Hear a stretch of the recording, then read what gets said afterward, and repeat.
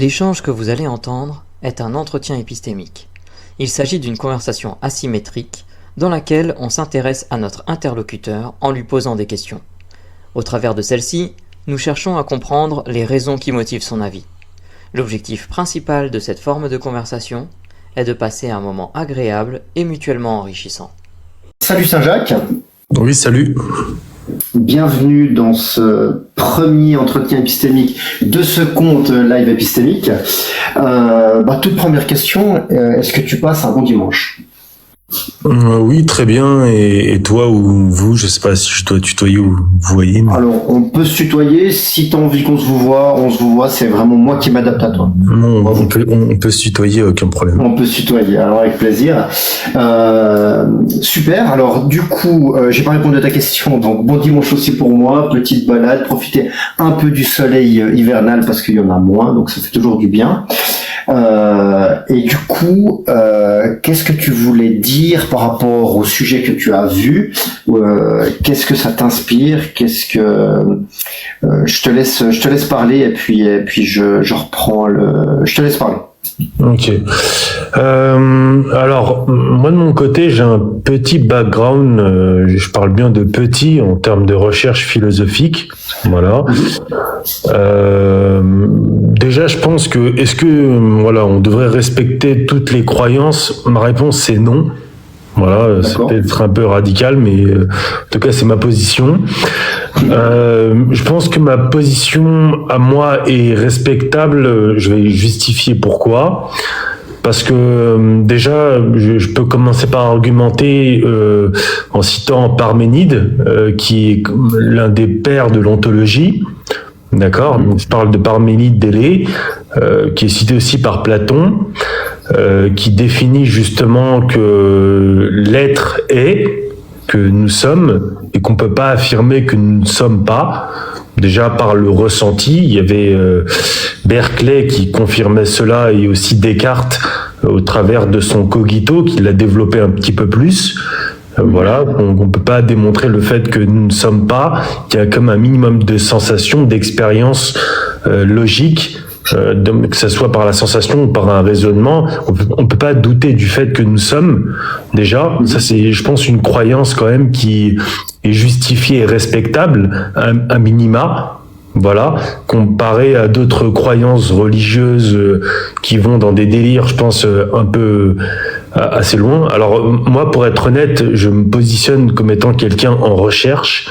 Voilà, je ne prétends absolument pas avoir la vérité absolue, mais au moins commencer par une petite base, voilà, dans le néant. Enfin, non, pardon, excusez-moi, je dirais pas dans le néant, mais dans le chaos plutôt. Je dirais au moins avoir une petite base pour dire que je suis et que voilà, il n'y a pas de néant. Voilà ma position pour débuter. Alors, je vais déjà reformuler un tout petit peu ce que tu m'as dit jusque-là. Pour toi, clairement, on ne doit pas attaquer les croyances, c'est un grand non. Et tu... Ah si. Non, pardon, on doit les attaquer. Alors on doit là, les attaquer. Oui. Alors c'est parce que moi ça demande un peu de temps de parole. Je suis désolé par rapport à ça parce que c'est long à expliquer.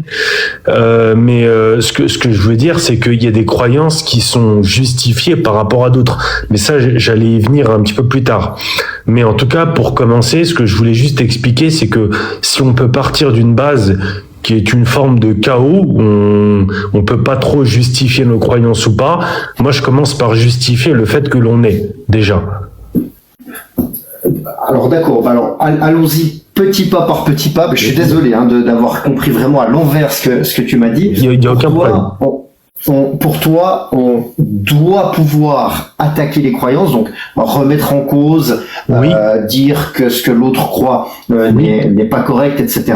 Oui. Donc t'es vraiment, en fait, pour le non, c'était pour le respect des croyances. C'est-à-dire que on peut démonter les croyances des personnes, c'est un grand oui à ça. Et ma question directe, elle est de 0 à 100. T'y crois à quel pourcentage ? 0, c'est il ne faut jamais rien dire sur les croyances des autres. 100%, c'est non, les croyances peuvent être systématiquement critiquées, remises en cause, etc. Tu te situes à quel niveau sur cette échelle de 0 à 100? Clairement à 99,9%, sauf pour le fait que l'on est. Ça, je défie quiconque de me démontrer que l'on n'est pas. Voilà. Ah, d'accord. Alors ça, c'est intéressant. Est-ce que tu penses qu'il faudrait interdire du coup à quelqu'un d'attaquer cette croyance-là? Je dis pas la démontrer fausse. Je dis attaquer la croyance en elle-même. Moi, alors clairement, je n'interdis à personne d'attaquer cette position-là, mais je le mets au défi d'essayer de remettre en question le fait que l'on existe. D'accord. Voilà. C'est deux questions distinctes. Le fait d'essayer de démontrer que c'est faux et le fait d'avoir le droit en fait d'attaquer. Oui, tout à fait. On est d'accord. On est d'accord. 99,9%, c'est une conviction qui est très forte, qui est très haute. Comment t'en es arrivé à cette conviction aussi haute? Pourquoi, pour toi, il est important de pouvoir remettre en cause la croyance d'autrui? Parce que la plupart de toutes les croyances qu'on a pu avoir au sein de l'histoire de l'humanité, et d'ailleurs c'est une très bonne question, ont tout le temps à chaque fois été remises en question. De toute façon, que ça soit si on prend le cas des religions polythéistes ou des religions monothéistes, etc.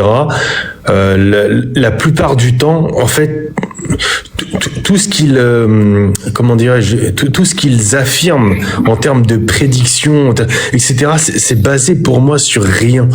En fait, il y a pas de théorie qui permettent qu'on peut expérimenter dans le réel. Tout ça, c'est que l'interprétation personnelle, en fait.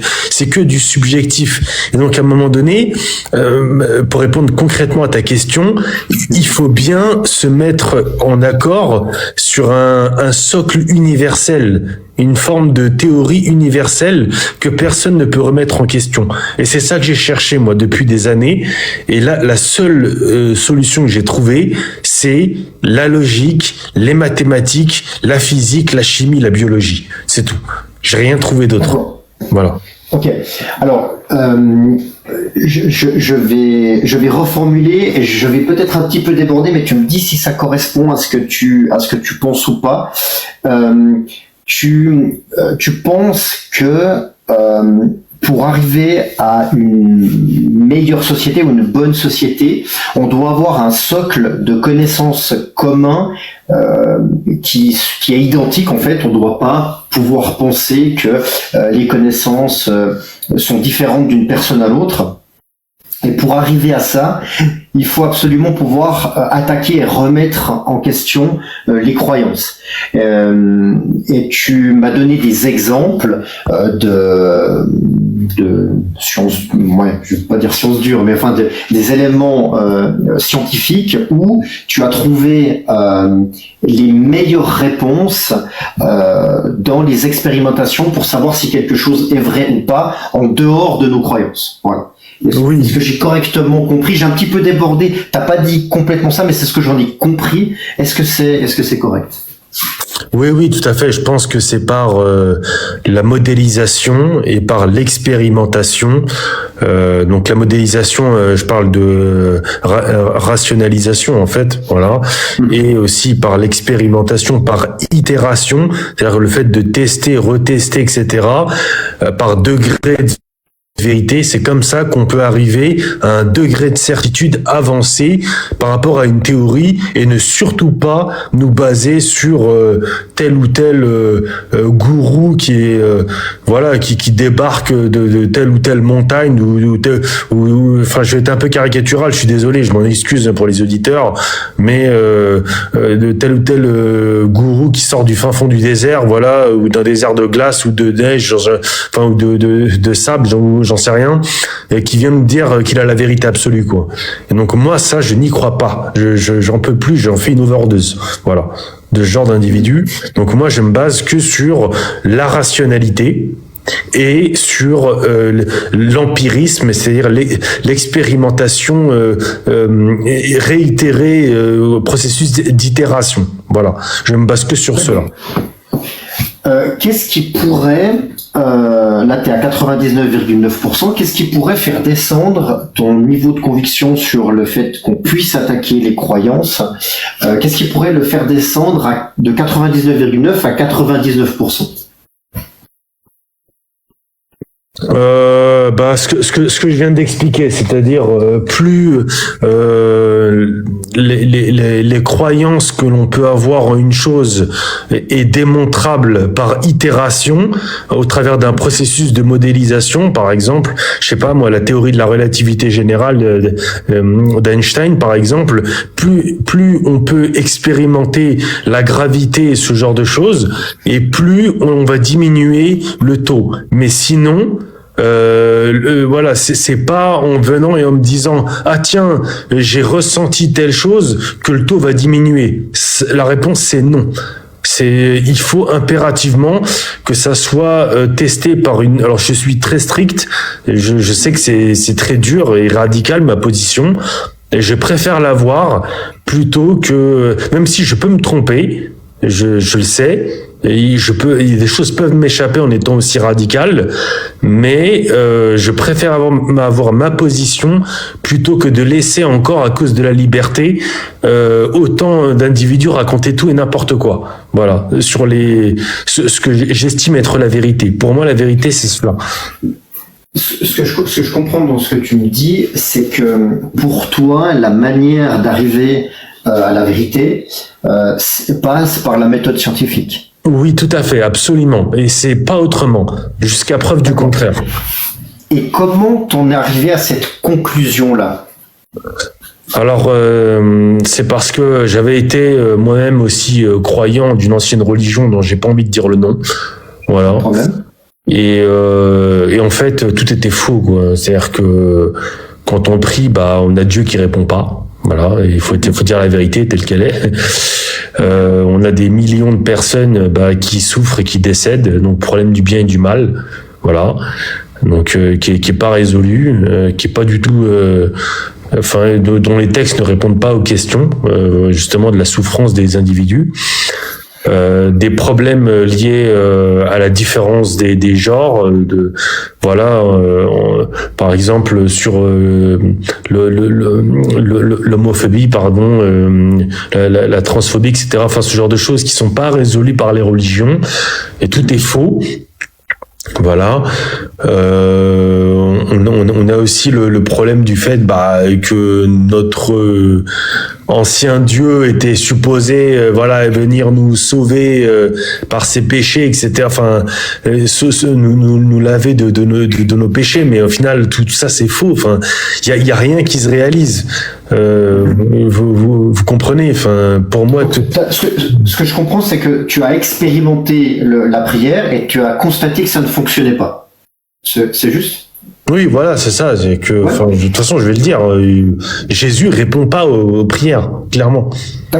D'accord. Et alors ça c'est une chose. Qu'est-ce qui ensuite t'a amené à croire ou à penser que la méthode scientifique était quelque chose d'efficace pour arriver ou approcher la vérité? Ouais, c'est simple.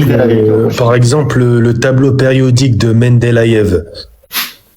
Voilà, donc ça c'est un tableau universel reconnu par tous les physiciens et tous les chimistes, et qui permet justement de créer toutes sortes de molécules et d'étudier le vivant, d'étudier la physique, la chimie, et de prédire avec des formes de prédiction très précises l'efficacité par exemple de certains médicaments. Par exemple, le paracétamol, il a été construit avec une base sur ce tableau-là. Et ça marche, ça permet de réduire les douleurs, etc. Il y a plein d'autres médicaments, tous les médicaments qu'on peut prendre, qui peuvent nous soigner au quotidien, et qui sont beaucoup plus efficaces que la prière en un Dieu, par exemple. Et donc ça, pour moi, ça démontre que c'est beaucoup plus fiable de croire en la modélisation, en la rationalité, aux mathématiques, voilà, donc la rationalité, la modélisation scientifique et l'expérimentation. Je pense, oui. D'accord. Donc si je résume et je reformule, tu as cherché des personnes qui arrivaient plus facilement prédire, soigner les personnes, et du coup tu as regardé quel mécanisme ou quelle méthode elles utilisaient, et tu t'es rendu compte que c'était la méthode scientifique, et c'est comme ça que tu as eu beaucoup plus confiance dans la méthode scientifique pour adapter tes croyances, ou disons pour prédire les choses qu'on peut prédire par la méthode scientifique. Oui, tout à fait, c'est exactement ça. Tu as bien compris. D'accord. Je vais te poser encore une question par rapport au fait que cette expérience que tu as faite, d'autres croyants l'ont très certainement aussi déjà faite, hein, c'est-à-dire faire des prières et ne pas avoir de réponse ou ne pas avoir des réponses satisfaisantes. Quelle est la différence, et n'ont pas changé après, n'ont pas changé de système de croyance ou de croyance. Quelle est la différence entre ces croyants qui n'ont pas ajusté leurs croyances et toi? Dit autrement, quel est l'élément ou les éléments qui ont fait que toi, tu te sortes de la religion pour te diriger vers la science, si je peux le résumer comme ça? Ah bah clairement, c'est que mes croyances se réalisent dans le réel. C'est ça l'élément. Quand, par exemple, j'ai mal, j'ai une douleur, je vais voir le médecin et que je lui demande de me soigner, il me prescrit un médicament. Ce médicament en question, il a été traité en laboratoire, il a été modélisé à travers d'un processus de rationalisation expérimenté sur plusieurs personnes, et ça se réalise, et ça me permet de me soigner. Je t'ai mal posé ma question, excuse-moi. Ma question portait sur quelle est la différence entre toi, l'ancien croyant, et un croyant actuel qui ne remet pas en cause ses croyances. Donc, qu'est-ce que toi tu as eu en plus pour changer tes croyances? Je sais pas si ma question est claire. Alors moi clairement, je vais me répéter. Moi en fait clairement c'est que mes croyances, c'est-à-dire par exemple dans le fait que je vais être soigné, eh bien permet réellement de se réaliser, à la différence de l'autre croyant qui lui va prier son Dieu, mais ça va jamais se réaliser. Il peut espérer, par exemple, je sais pas, être soigné d'une maladie, ou alors revoir certaines personnes qu'il aime, etc. Mais moi, au contraire, par exemple, sur le sujet de la mort, moi, je trouve que c'est une délivrance. Le tableau périodique me permet de savoir que je vais être transformé en d'autres éléments, en d'autres possibles. Et moi, je trouve ça beaucoup plus magnifique en termes de changement, de fin, que le fait de revivre une vie, ou alors de me dire que je vais retrouver des personnes que j'ai prétendument aimées, ou ce genre de choses. C'est une croyance totalement absurde. Mais je trouve ça beaucoup plus magnifique et merveilleux de me transformer en quelque chose qui permettra d'autres possibles, d'autres formes d'existence. Je trouve ça magnifique, moi. Et pour moi, c'est une libération profonde. C'est une forme de... En fait, je pense que ces religions, je m'en excuse pour les croyants, hein, je vais être un peu dur. Moi, je pense que ces religions, vraiment, elles ont fait du décès, pour pas utiliser le mot M, elles ont fait du décès une fin immonde, etc., comme si c'était la fin de tout, alors qu'en réalité, c'est pas ça du tout. C'est juste une transformation. C'est tout. Moi, je trouve que c'est magnifique. C'est juste que nos atomes, nos molécules se transforment en d'autres possibles. Et il n'y a pas besoin d'en venir à un tel effet de dramatisation pour rien du tout, quoi. Enfin, voilà, après, c'est comme ça que je suis peut-être allé un peu trop loin. Mais... je te remercie beaucoup pour ces réponses. Je vais demander à Epistemic s'il a une question à emporter pour toi, Saint-Jacques, et moi j'aurai une dernière question après pour toi.